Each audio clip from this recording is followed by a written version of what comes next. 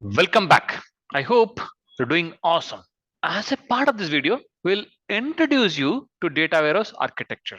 Before we get into data warehouse architecture, what is an architecture? Architecture is there everywhere. Whether you are building a building or you are trying to build a system. So what is architecture? It's in a way art and science of designing. Or also we can say arrangement of elements involved in building something. It can be a building or it can be a software systems or it can be anything. More formal ways, it is a process and product of planning, designing and constructing the buildings or other structure. That is what architecture is. Then what is data warehouse architecture? In a layman terms, it is a conceptualization of how data warehouse is built.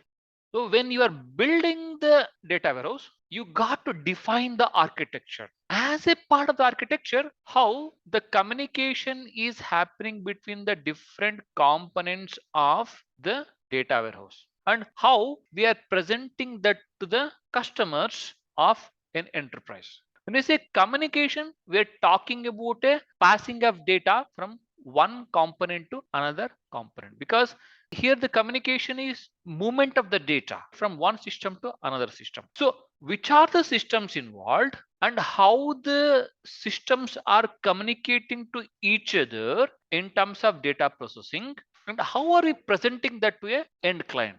That is what is defined as a part of the data warehouse architecture.